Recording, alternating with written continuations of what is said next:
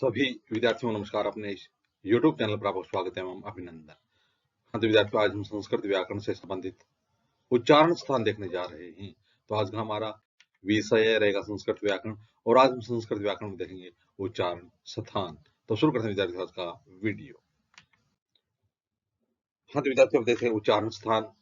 उच्चारण स्थान कौन से हैं? तो कोई भी वर्ण जिस स्थान से उच्चरित होता है वह उसका उच्चारण स्थान माना जाता है। तो देखिए विद्यार्थियों, उच्चारण स्थान प्रत्येक वर्ण जहां से उत्पन्न होता है वह उसे उसका उच्चारण स्थान कहा जाता है। उच्चारण स्थानों की संख्या 8 मानी जाती है। उच्चारण स्थानों की संख्या कितनी मानी जाती है? 8। ये 8 स्थान कौन कौन से हैं? उरह, जिसको काकल भी कहा जाता है, कंठ, शिरः, मूर्धा, चौथा है जिह्वामूलम। देखना, जिह्वा नहीं है, जिह्वा मूल है। उच्चारण स्थान जिह्वा मूल है।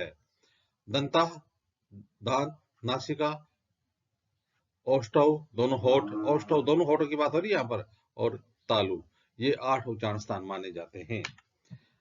कहीं कहीं पर उरह यानी जो एक नंबर काकल को उच्चारण स्थान न मानकर उच्चारण स्थान 7 ही माने गए हैं। तो कहीं कहीं पर उरह यानी काकल को उच्चारण स्थान नहीं माना जाता।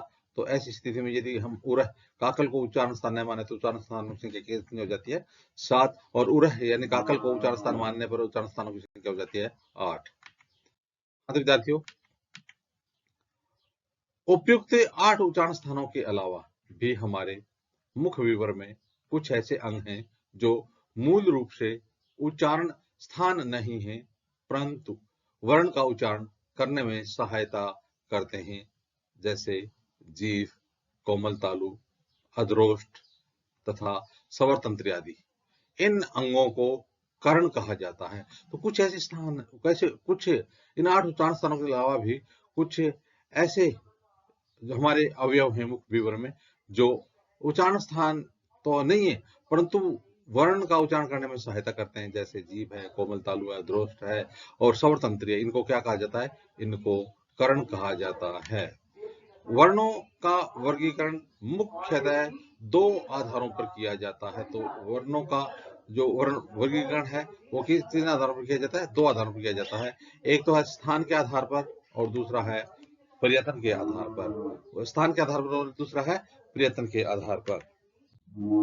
हाँ, तो विद्यार्थियों, उच्चारण स्थान अब देखते हैं। उच्चारण स्थान, उच्चारण स्थान पहला है कंठ है। कंठ है तो ए कु है, विसर्जनम कंठ है। कंठ उच्चारण स्थान है। उससे कौन कौन से वर्ण उच्चरित होते हैं? तो ए कु है, ए, आ, कु है, कु, उ की इत संज्ञा होने के बाद कु, उ, कै वर्ग। कु का मतलब है कै वर्ग। तो क, ख, ग, ख, घ, ङ, ये हो गए। और इसके साथ साथ है विसर्ग, और इसके साथ साथ है विसर्ग भी। विसर्ग का भी उच्चारण स्थान कंठ है।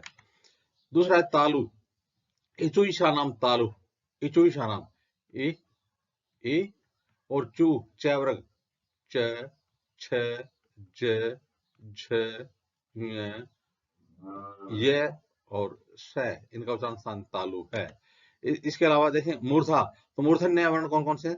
तो ऋटूषाणाम मूर्धा, ऋटूषाणाम, रि, रि, टू, ट वर्ग, ट, ठ, ड, ठ, न, इनका उच्चारण स्थान है मूर्धा है। इसके अलावा र और स। दंता, लृ तुलसा नाम दंता, लृ और इसके साथ में त वर्ग यानी त, थ, द, ध, न और ल व स, इनका उच्चारण स्थान क्या है? दांत है, दंता, ये दंत्य वर्ण है। औष्ठो, उपमध्यमान्याम औष्ठो, औष्ठो तो दोनों होठ, उ, उ, पु, प, फ, ब, भ, म, इनका उच्चारण स्थान क्या है? ओष्ठ। इसके अलावा उपतमानियम प और फ, इनका उच्चारण स्थान भी क्या है? ओष्ठ है। ओष्ठ दोनों होठ हैं, ओष्ठ दोनों होठ। नासिका, नाम नासिका, तो नासिका उच्चारण स्थान न, तो इनका उच्चारण स्थान क्या है? ये 5 वर्ण हैं, इनका उच्चारण स्थान नासिका है।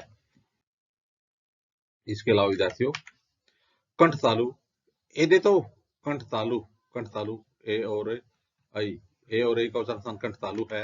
इसके अलावा कंठोष्टम, ओ ओ दो तो यानी ओ और औ, इनका उच्चारण स्थान क्या है? कंठोष्टम है। कंठ और ओष्ठ, ए आई का कंठ और तालु, ओ औ का कंठ और ओष्ठ है। दंतोष्ठ, दांत और ओष्ठ, वकार से दंतोष्टम, वह वर्ण का उच्चारण स्थान क्या है? दांत और ओष्ठ है। वकार से दंतोष्टम, वह का उच्चारण स्थान दंतोष्ठ है। जीवामूल्यम, तो जीवामूल्य से जीवामूल्यम, तो जीवामूल्य से जीवामूल्यम, जीवामूल्य क्या और क्या का उच्चारण स्थान जीवामूल्यम है। नासिका, नासिका अनुस्वार से, तो अनुस्वार है, तो अनुस्वार का उच्चारण स्थान क्या होता है? नासिका होता है।